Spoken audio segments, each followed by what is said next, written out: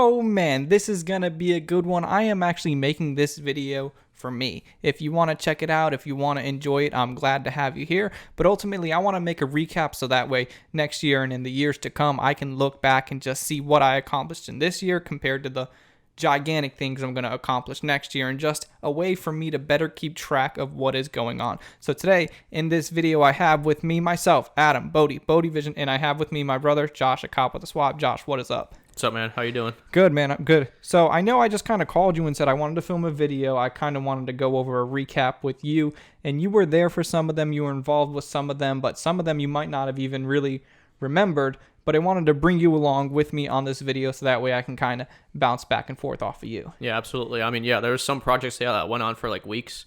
But right. then there were some that were kind of like in and out of there like within a couple days right. or so. So I can imagine that this video is going to be like, there's the big ones that people are going to remember from 2019 without a doubt. For example, the Hellcat Miata, that was this year. The I bought Pepto this year, and then also the Widebody RSX, that was this year. I feel like those are some of the more iconic things, but I just kind of want to go through starting with January and just kind of hit every single full car or bigger project that I did. Of course, I did a couple bumpers here and there, and we're just going to leave that out of there. Everything sound good? That sound good? Oh, yeah.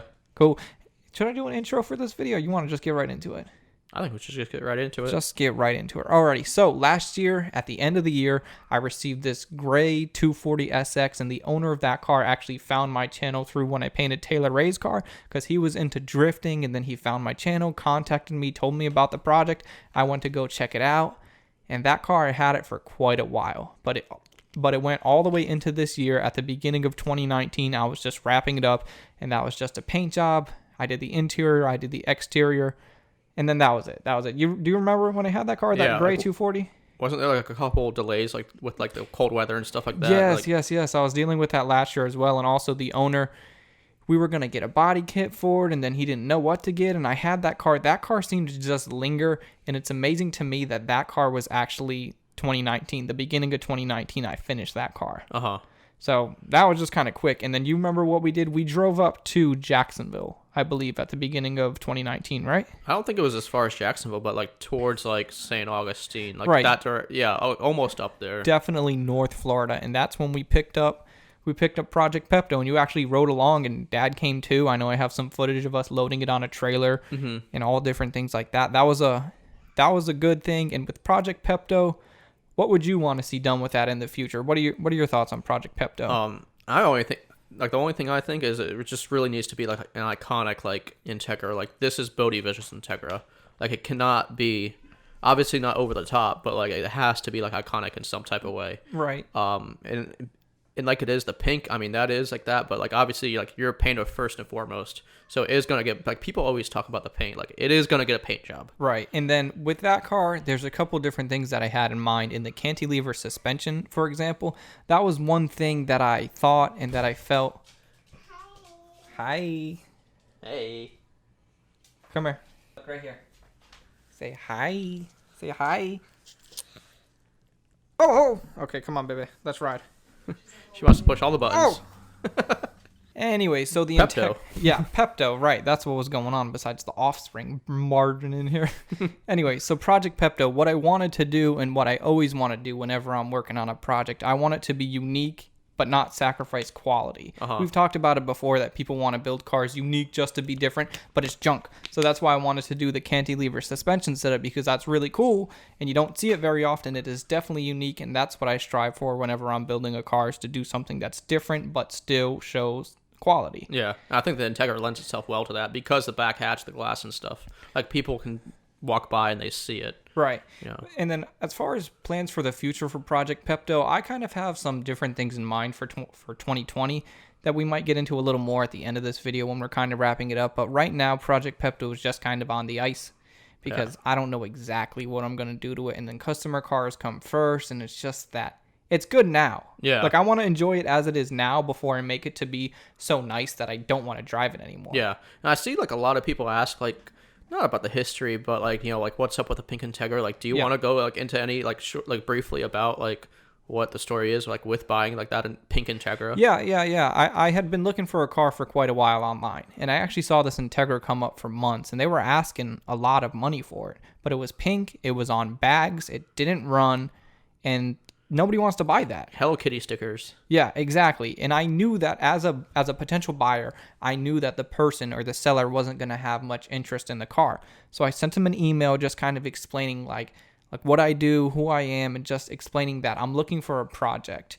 And if he decides that he just wants to sell it for cheap, like I didn't want to give him any kind of lowball offers. My main purpose to reach out to him was simply to let him know I'm here if he decides in a couple months that he just wants to unload it. That he doesn't want to BS anymore. He just wants it gone. And I left him with that. And then a couple months later, he called me and he gave me a price. And we were in the truck and trailer the next day. Yeah. And I do that pretty often. A lot of people don't know that. I kind of extend my reels as if I'm fishing. Like I got a reel over here, line over this way, and whatever bites is what I get. I do that the same thing at work, but it's a little bit different. Yeah, we're not going to get into the cop stuff right now. Yeah. But anyway, so that's what I do, and that's Yeah. a lot of people might think that I get like all these lucky breaks, but they don't see a lot of the stuff going on in the background. Like I'm contacting this guy. I just contacted a guy a couple days ago with a Integra with a body kit on it that I thought had potential for me to completely build, and it was cool. And the guy just said no, and that's fine. I don't care. That happens all the time. And 9 times out of 10, that does happen. Right. Exactly. Yeah. But that one time that it happened, that was Project Pepto. Yeah. And I got it for such a phenomenal deal that, I mean, I couldn't. The turbo kit alone is probably worth about what the car is probably worth about what I paid for the car. Yeah. But anyway, so Project Pepto, I think that's going to definitely be something that I can look back on. That was at the beginning of 2019. That's a car that will hopefully one day be something that's going to be an iconic Integra. It's just kind of on the back burner for now. And then after that, we had the white 4-door Civic. That was just a very quick car. I just got it in, painted it. I don't know. Did you see that one? Yeah, I mean, very briefly. It was like the track kind of one. Right. The track inspired build, and again, that was just a quick paint job, and that was a cool car. And I don't know what else to say about that one. Just full paint job, scuff and spray. Nothing too crazy. I know you didn't color change or anything. No, I know I cut the bumper on it, and that's about it. I think that the video footage that I have doesn't show it with the carbon fiber hood, but I didn't paint the hood because it got a carbon hood.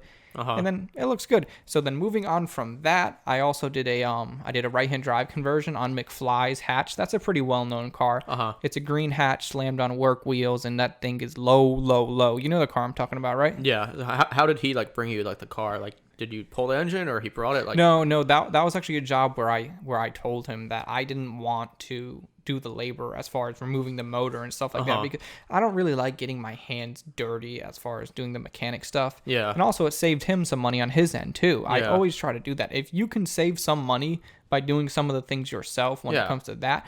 But on the flip side of that coin, if somebody messaged me and says, hey, how much to paint my car? It's already primed. No way. Yeah. So there's different things that works for. For example, pulling the motor out, if the motor's gone, the motor's out. Yeah. But you can easily mess up the prep work on a paint job. If you want to do the primer, that's not good. I don't want to touch it at that point. Yeah. So that's because you might have to work backwards from. Oh, I will have to work backwards. If they knew enough to know what they're doing to prime it correctly, they could have painted it. So every single time somebody tells me their car is already primed, I can't do it. I won't do it. Yeah.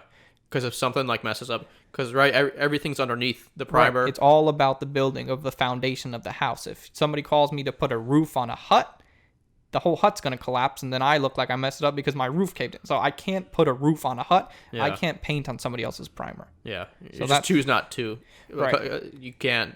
It's just a bad road to go down. Right, and exactly. It's funny about that right-hand drive car. That car, I had never done a right-hand drive conversion before that. But within my videos, I try to teach and show people like I have always done it. Yeah. But I know to myself that I've done bigger jobs than what that entails. Yeah. So I was confident enough that I could do it, and I did it, and it's fine. And I'll still talk to him to this day. He just recommended me on Instagram to somebody else because people ask him all the time, dude, that thing looks so OEM, it looks so clean, and that's that. People are happy. I mean, I think at the end of the day, like, because you always do it, like, you just sit down, take your time before you, like, jump head first. Right. And just take your time with it and, do quality from step 1 all the way to step 728. And the thing that I know to myself is, not in a cocky way or anything, I know that people that are less skilled than me have done it. Yeah. I can do it for sure. That's just the way that I have to look at it. And I feel like if you're building cars, if you have a business or if you do anything along those lines where your livelihood depends on your hands and your skills, you have to have that mentality. See, I won't say it because if I say it, it sounds cocky, but that's just what goes through my head. Like a bunch of people have done right-hand drive conversions. Not a bunch of people have built a four-door EK hatch. So after that right-hand drive car was done, that car, it might not have been for you. It might not have been for me. It's one of those slammed stance cars. I mean, that thing was slammed, but that's not for me to judge. It doesn't matter. How do you feel about it? It doesn't matter. You know what I mean? Yeah. It's as long as he likes it, that's all that matters, right? Yeah. So moving on from the right-hand drive car, you remember what was next, what I painted after that? Yeah, that 64 Ford Ranchero. Yep, my old Ranchero. And that whole patina paint job thing, that car sat for a long time. I mean, Yeah, you've had that car for years. Yeah, so this was the year that I decided to get it together. I decided to finish it. And I remember I actually decided to paint it because the love bugs were so bad at the shop that I couldn't bring in any other work. And I was like, you know what? If I have this month and a half where I can't paint anything, let me just work on the old Ranchero. And then that, how did you feel about the patina paint job? No, I thought it was really, really neat. Like, I think, because you've never done, like, a graphic. Like, that was, like, your first, like, design that you've done, I'm pretty sure, right? Well, besides the roof of Taylor's car. Oh, yeah. But that was a completely different style. That was like a lowrider inspired piece. Yeah. And this was like a full car custom paint job, and it was fun. I love doing stuff like that, Yeah. I think you like did a really good job, like, as far as making it like look like legit patina. Yeah, if I were to have to do a patina paint job again, I would definitely do it a little bit different. But you have to learn and you have to do it one way to kind of figure out what you liked about it, what you didn't like about it, and everything in life is like that, right? Yeah. I mean, you gotta just, like filming or anything, you gotta just do it and then take in what you like, what you didn't like, and painting is so much that, like, for example, if I'm painting too fast, I'm not getting my clear coat thick enough, and then I got a bunch of orange peel. Or if I go too slow, it looks smooth, but then I can get some runs. It's all about adapting, and I might do another patina paint job pretty soon. I might not. I don't know. Now, on my channel, I didn't really tell them what happened, and I know you know about it, but that car just landed a couple days ago in the United Kingdom. That guy came at the end of November. He flew to Florida to come see the Ranchero. He looked at it. He test drove it. He liked it, and I needed to sell the Ranchero because I was just done with it. I mean, what do you feel like I should have done with it, or it was just? Yeah, it was really neat, and it would have been cool to like see it around, but like. Yeah, I mean, if the money was right, the money was right. I did my thing on it, and it's really cool the fact that it's over in the United Kingdom. I mean, that's an international sale. Yeah. I mean, the story alone is cool that, like, look, dude, I painted something that's literally international. Like, it's in another country. Yeah. Who knows how many people over the years are going to ask him about that. Right. I would think he would keep that paint job. And, the funny thing is, the guy who bought it, I have him on Instagram, I have him on Facebook. Whenever anybody comments on those pictures, I feel like they're saying to me, because I built the car, you know what I mean? Mustang 2 front end, Ford 302, T5 transmission out of a newer Mustang, 8.8 rear end, the patina paint job, the steering column, every single thing, the dashboard. I did a flake paint job on the dashboard. Yeah. I had to make the trans tunnel bigger because the drive shaft was up too high. I mean, that car, I built it from the ground up, and I learned a lot on it. Wasn't like every single wire? Yes. Every single wire in the entire... I mean, obviously, it doesn't have a whole bunch of wires. Right. But that car was like a bare shell, like bare. Every single wire is brand new. Now, the next thing, moving on a little bit later, I think this was, I don't even know what month this was, but it was mid-2019, the Hellcat swapped me out.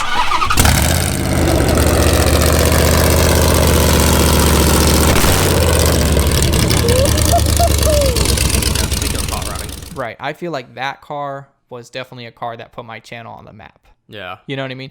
And the thing that I like most about that car is I feel like almost anybody in the automotive community that I meet, I can tell them that car. Yeah. And they're going to know of that car that I painted with Brian from Paint Society. He came to help me spray it out, and that was a good time. And that car was definitely a car that I'm so appreciative that I had the opportunity to paint. Yeah. I mean, even when I'm at work, and like I like kind of run into car people here and there, like there's times where like, I ask them like, hey, have you ever seen the Hellcat swap me out? They're like, yeah, that orange one, right? Like real crazy, like orange color one. I'm like, yeah, my brother painted that.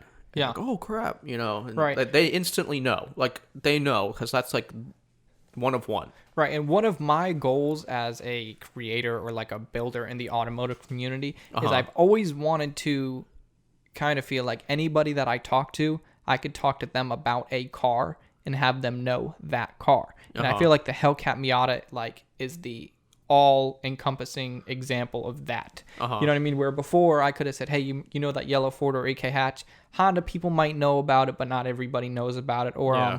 McFly's right-hand drive green slammed hatch. A lot of people know about that car. In the Honda community. In the Honda community, Yeah. yeah. And then the Ranchero, I mean, some people might know about it, but the orange Hellcat Swamp Miata, Tangelo orange, House of Color. Yeah. We cut out the hood. Dad actually came by the shop and he helped me cut out the hood. Yeah, that turned out really clean. Yeah, I remember and doing that. that's probably the thing that people say mostly about the car is like how the hood. Yeah, I've seen that because I saw that the Miata in other when Car took it back and he was over at this place. Right. People were talking about how clean that was and how it hugged up to the supercharger on top real good. Right, and that was just an example of what I was saying a couple minutes back about I had never done that before, but I had the confidence and the ability to know that if I take my time, if I draw it out, I didn't know exactly how it's going to turn out, but it turned out. I mean, that goddamn turned out. Yeah. And that was definitely really cool. And then a couple months later, the car was on the Discovery Channel. I mean, it was on the Barrett Jackson auction. So to see something that I painted with Brian, Paint Society, go across the friggin' auction block on the Discovery Channel, that was something that I'll remember forever for 2019. Yeah. So I mean, that's I couldn't imagine like that in my head, like seeing something I created like on like national TV. I mean, like that. my little old shop in Christmas, Florida. Yeah, love bugs flying around, Right. and hillbillies shooting off their guns, and, Right, and cows in the back. Yeah, The Hellcat Swamp Miata was painted. yeah. And I feel like any person that's on YouTube that's like into cars and like on YouTube, they just know of that car. Right, and it's pretty cool to make this video actually to look back. Yeah. And again, because I'm just always constantly thinking about what's next, what's ahead, what am I doing? Am I doing the right thing? Getting into these thoughts. I don't have a paycheck coming this Friday if I'm not finishing a car. Yeah. I can't worry about vacation time. So I'm always worried about the little things like that. But to think back, look back, and reflect on something as big and as monumental as the Hellcat Swamp Miata for 2019, I mean, that's awesome. Yeah. I mean, that kind of literally gives me chills. Mm-hmm. So anyways, that one was a good one. So after that car was done, right after that car was done, Taylor Ray had actually dropped off some stuff for his LS Swap Miata. Mm-hmm. So I painted the LS Swap Miata in 2018, and that was one thing that I will definitely remember for 2018. But he had dropped off some parts for me to paint to just go wide body on his car. Yeah. And then that looks good. And also, you know how I was talking about how I want everybody to kind of know of at least something that I'm painting? Yeah. Dude, it's crazy. It was a couple weeks back, whenever the weekend of Simply Clean was, Simply Clean 2019, there was 3 cars there that I had painted. There was an event going on at OSW, and then the following weekend was a turkey rod run.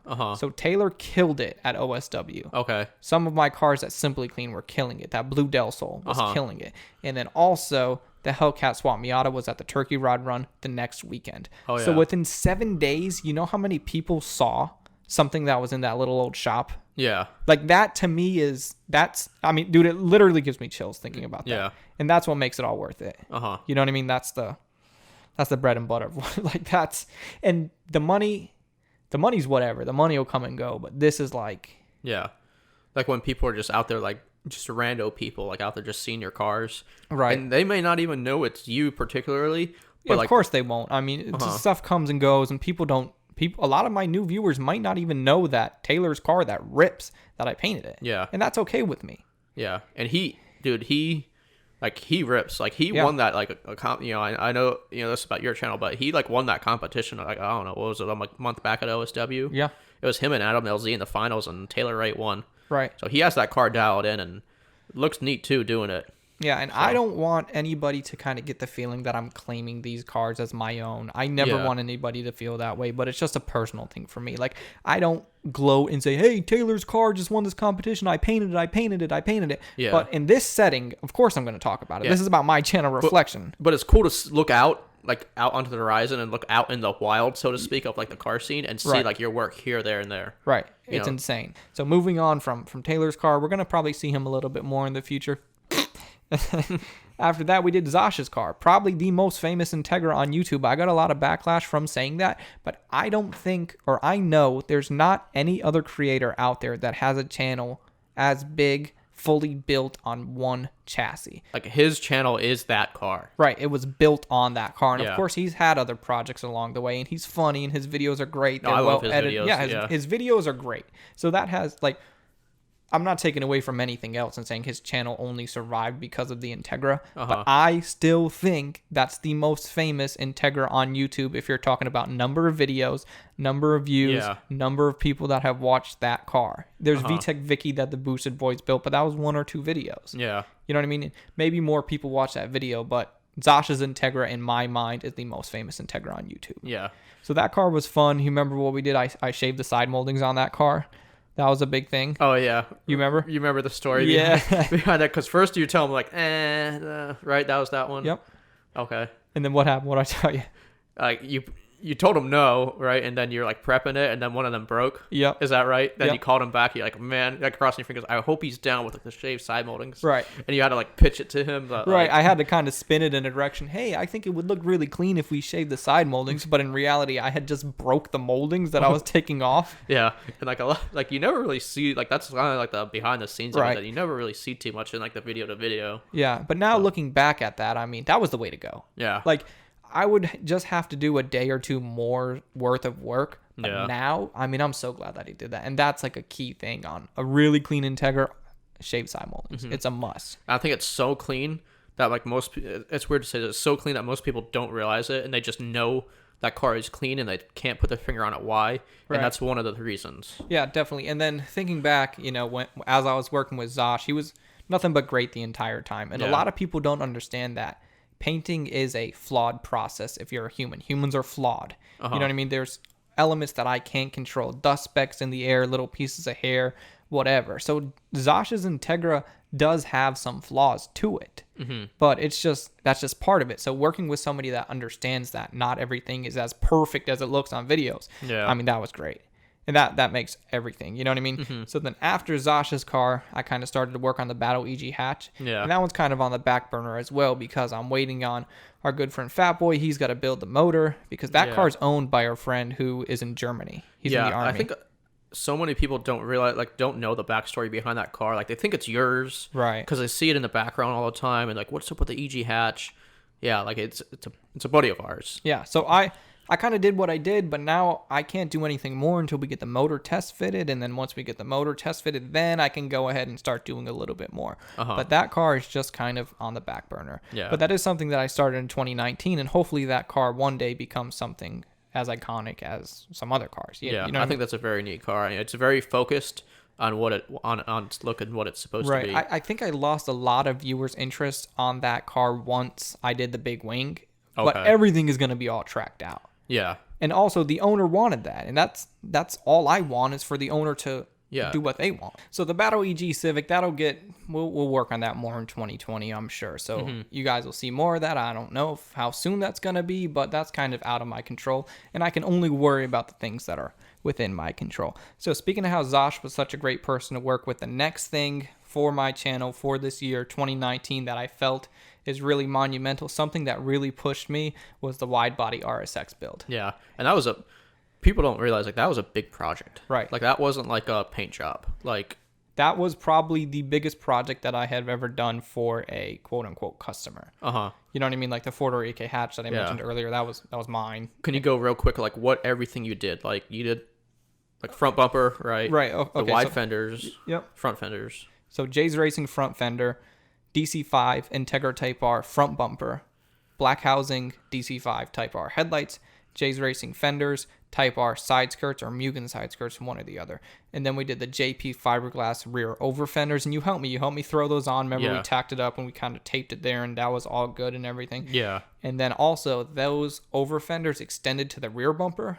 So I had to modify the rear bumper to make it fit with the over fenders in the rear and all that stuff. And none of that stuff is quick. Yeah, and then you did the lip on the rear bumper and then the wing as well. The Right. two different colors in the rear bumper.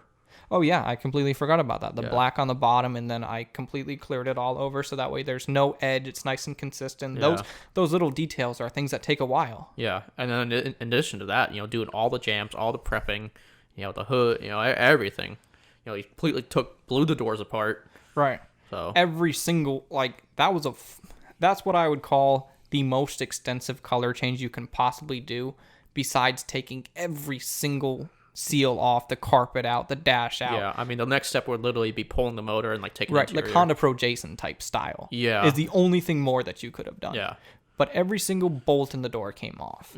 Or any bolt that didn't come off, I replaced it with a non-painted bolt, because all that stuff matters. Yes. You know what I mean? It's such a big deal to just look inside the door and see that the latch doesn't have any paint on it. None of the screws, nothing. Everything looks like it should from And the that's factory. what I was going back to earlier. Like, if once it's done so right, you don't even realize it. You know, Right. Like that's the difference between a janky car, and like something like like that. Right. You don't even realize it. You just in your head you just see it just looks OEM and normal, which is how it's supposed to. So the best thing is just real smooth, nice to look at, and I feel like that's how the RSX looks. Yeah, I It's agree. real good, real solid, and there's some flaws in that too because of my painting conditions and stuff like that. If anybody sees the car, we can go around, but I also know the flaws so much because it was me painting it, and I know it drives me. That's why I can't sleep at night, because Well, you look over every single inch of that car 20 different times a day. Right. So when I was done with that RSX, I think he came and picked it up on a Thursday or a Friday, and the following Sunday, or that same Sunday, I saw the car at Ace Cafe, and it was so nice for me to get away from the car and then see it in the wild. Yeah. And then that's where I'm like, all right, every single little detail that I was bugging about is fine. Like the car looks good. Yeah. And the guys from Acura Honda Classic, they came and looked at it. They were really impressed with the transition because it's completely seamless. Yeah. Mark from Honda Street Garage saw it. Yeah. Like, there was a lot of people that saw it, and I saw it too out in the first time. Right. Like, Yeah. If any of you guys saw the video, or if any of you guys did not see the video, you wouldn't even know that it's a completely different piece in the rear. It's 100% molded. Yeah, I remember like watching like one of the last videos. I got kind of curious. I'm like, oh, what did this car look like at the beginning? And I looked like the first video. I was like, oh, geez. Like, this is a transformation, because it had like the non-painted front bumper and like the eBay like headlights, and the whole back bumper was molded into it. And it's like, geez, Right. Like, this and thing is that rough. car was rough. Yeah. And now, if it's a solid 9 out of 10, that's what I strive for. 10 out of 10. If I can deliver 9 out of 10, that's good. Definitely a good looking car for sure. I'm happy with that. And then after even some of the last clips that I had of the car, after the owner took the car back, he even fixed up right away. He put spacers on the rear, and that did tremendous for the overall look to the car. And then he did a couple other things, got the exhaust put on, Honda badges put on in the rear. It's all different little details, and I love it when an owner takes the car and they continue to move with it. Yeah, you know what I mean? That's important about owning a car, is that the job isn't done when it leaves. Yeah. When it leaves my shop, that's the beginning for you to take it and to continue to move forward with it. And Zosh did the same thing. Oh, yeah. I mean, I saw he just took the tires letter, and I just saw that he took the tire letters off. Yeah. Looks a little cleaner now, a little more subtle. I think it looked cool with. I think it looks cool without. But that's just the thing. Like, people need to continue to push their cars once they get it from me. Yeah, he like was talking about his plans, like how he wants to get rid of those seats and like sell those seats and get some new seats and stuff like that. Right. And it's nice to see people continue with the passion. Not just you have the desire to make it nice and you just give it off to somebody, back to the owner, and they just Right. Exactly. So that's nice. Yeah, and I love working with people like that. And if I can work with people like that all the time, but unfortunately that's not always the case. But anyways, so after that, what we finished up with. Yeah, speaking of flaws.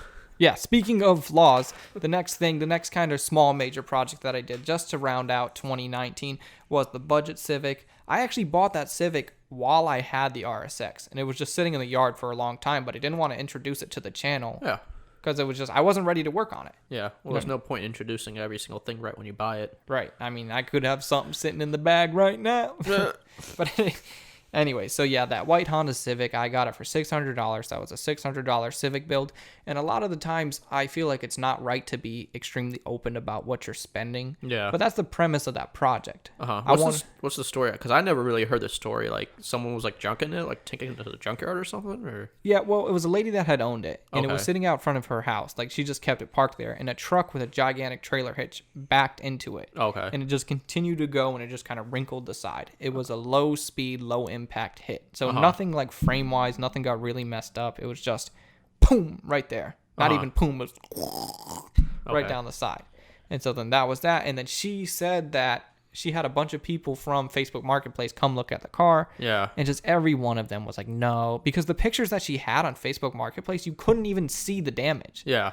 So she wasted her own time by doing that. Yeah. You know what I mean? And this is just another example. I'm looking at cars pretty often that I want to buy that I think could be a good deal. Yeah. And she was asking, I think, $1,500 for this car. Well, you can get those cars for like 12 to 1,400, you know, without that, Right. You know, with around the same mileage. I mean, obviously the paint may not be as good, but Right, and it was the same kind of situation for me where I told the lady, like, I wasn't desperate at all to buy it, because if I didn't buy it, I don't care. I have plenty of things going on. But I kind of told her, like, look, if you just are sick of people coming to look at the car, sick of people kicking the tires, if you just want it gone, I mean, would you do 500? She's like, no, that's a little bit too low. And I said, okay, I understand that's a little low. What would you do? And she's like, well, 700. So I'll tell you what, if we can meet at the middle, I'll take it. If not, that's okay. Good luck with it. yeah. And then she took it. And then I Well, would you like took it. Yeah, and then I took it, and then I like to think she's happy with the money. I didn't force her to take $600. So The thing is, I think people look at that and they're like, think like to themselves, like, all right, this is like an $800 car, and it's gonna cost me $1,000 at the body shop to fix this. right, So like, it just fits you so well because you just have the skill and you have the paint around to do it. You know, you fix it for some elbow grease in $28. right, exactly. And then I mean, there's of course the tape that I used and the masking materials, but all that stuff is like left over. You know what I mean? I know real overhead in a shop, but it looks a little better on a video to just give the cheap number. You know what I mean? That's legitimately what I spent. I maybe have in it $100. Yeah. Which is still nothing. You know what I mean? Compared to what the car is worth. But at the end of the day, you also spent hours and hours and hours of your own time on that car. Right. That's why make it look good. That's why I need to get like top value for $1,800 or so, because I spent a week and a half, 2 weeks working on it. Yeah, when you could have been, painting, flipping people's bumpers, Right, exactly. But anyway, so I think that's 2019 in a nutshell. Then Josh, tell him the story how I called you the other morning. You were sleeping because you were just getting off from work, and I wanted you to check something on YouTube. Do you remember what I told you to check? Yeah, so he tells me, he's like, you have your phone by you? I'm like, yeah. He's like, you have the YouTube app? I'm like, yeah, okay. Go open up the YouTube app. All right, so I open it up. He's like, hit the trending thing. I'm like, okay, whatever. I don't really go on here. He's like, all right, scroll down like a little bit. He's like, all right, what do you see? I'm like, BodeVision's on trending. Yeah. Creator on the rise. Yeah.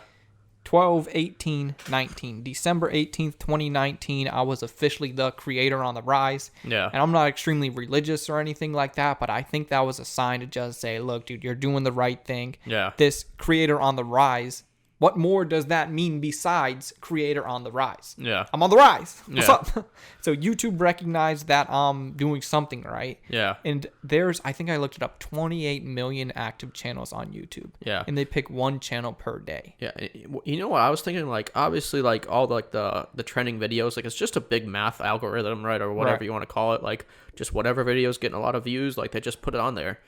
Some person had to go in there and pick you. Right. Right. And like, you can't, it's not just like an algorithm where they said, oh, here, you in BodeVision. Right. And I've seen other channels, like some of these IG hoes, they'll make like a car, like some of these car IG hoes, they'll make like a YouTube channel. And their channel will grow pretty quickly. Yeah. But they're not necessarily going to be on the rise. I like to think that it's because I had been coming out with consistent content that's been doing consistently well for about 2 years now. Yeah. And I haven't slowed down. My channels never took a dip. Sometimes videos do better than others, but I like to think that I'm just on the rise. You know what I mean? And I'm starting to ramp up, and this is just the beginning. 2018 is when I started YouTube. 2019, I feel like I'm laying that foundation. Yeah. 2019 is going to be foundation to building. Like, I still feel like, did I say 2019? 2020, I feel like I'm still going to be building that foundation a little bit more, but it's going to be, the foundation is going to be done in 2020, and we're just going to do nothing but take off. Yeah. I mean, yeah, I agree with you. I've always kind of said since like day one, like, if you make good, interesting content consistently, I mean, that's all, and you'll grow, and it's just going to snowball. Right, and it'll take time. My channel plateaus and it goes up and down and everything, like all channels. And sometimes I get down a little bit and feel like, I've been making a lot of good videos and my views aren't up, but I'm constantly trying to think of what I can do next. And I hate it when people have this mentality of 2020 is going to be huge. Oh, what are you going to do different? Nothing. 2020, I am not what you see as far as 2019 BodeVision.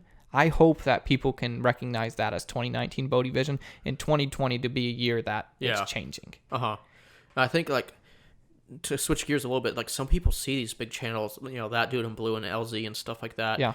And they think they got like that in a year. Right. They didn't. Like, that dude in blue, David Patterson, he was talking about some of his numbers. He was talking about, oh, year 1 I was here, year 2 I was here, year 3, year 4 I was here, and that's nowhere near what you're at right now. For your year. Yeah, what, man. 2? Thank you for that. That's a nice observation. Yeah. That does make me feel good when Uh-huh. like. Yeah, I mean, it's like, I think you have it. Right. Thank you. And I know we've talked about some of my plans for 2020. Yeah. Like I have different plans for builds. I have different plans for the channel image. I have different plans for different video series that I want to work on. I have a bunch of different plans laid out. Again, 2020 is not just going to be 2019 moving on. It's not just going to be like paint this car color, change this car, do some fab here. Right. Exactly. So 2020 plans without getting too specific. Or we're going to start at the very end of 2019 and it'll be done at the very beginning of 2020. We're going to have a car dropped off that's just going to be kind of a quick spray. It's a car that a lot of people know of. It's a pretty iconic JDM car, would you say? It's a car that's kind of underrated. Yeah. It's a known car on YouTube. I mean, yeah. So people will definitely recognize it. Right, and it's not a Honda. I like to try to switch it up. My heart with Hondas, like that's kind of where I started, but I want to move to different other cars. So that'll be dropped off this Monday, and then that's what's coming next on my channel. And then after that, I'm going to be done painting for a little while. Yeah. I mean, I really think, like, not to get too deep into the project, but you are diving into the deep end. Yeah, I'd like to think so. I mean, I don't think there's anything. I mean, you've cut cars in half and welded the back half of other cars and, made 4-door hatchbacks and, this and that and, fully built a Ranchero. But what we're talking about here is like nothing. I don't think it's anything anyone's ever done. Right, I like to think so, but the way that I look at it, this unnamed project, because I don't want to just go ahead and say it, because I don't like to be an S-talker, because if I don't do it for any reason. But this project, I don't think that there's going to be anything harder on this project, specifically harder than anything that I have ever done. Yeah. It's just going to be, I need to use all the information that I learned from every build thus far and put it into this build. Yeah. And then I feel like it'll come out. And the thing is, it kind of just fell together. You notice that? Like, you weren't even looking for it. Right. And it kind of just, like, you kind of had, like, piece A and piece B and piece C, and it's like, well, why don't we, this all would work together, kind of. Let's leave them on that cliffhanger. Yeah. In the middle of January 2020, I'm going to go ahead and reveal the car. I'm going to reveal the plans, and all that will be to come 2020. 2020 is going to be huge. 2019, it was cool to make this video. Do you feel like we went off the rails a little bit, or you feel like we kind of stayed to what exactly I did? I didn't know what I wanted to do in this video going into it. No, I think we stayed to what you actually did. I mean, I would like to say that this big plan for 2020, it's a car that people are already, like, somewhat familiar with. They've seen it before. On my channel? Yeah. We'll see. We'll see what happens. So I guess that's going to be it for this one, you guys. 2019 is over. Well, not technically, but that is it. Josh, you got anything else for 2019? The going to change in 2020. I just bleeped out that word because I don't want them to know what kind of car it is. So that's going to be it. Thank you guys so much for watching. Like this video, comment, subscribe. I will see you in 2020. 2019's not over yet. I guess I'm out. See you. I'm out.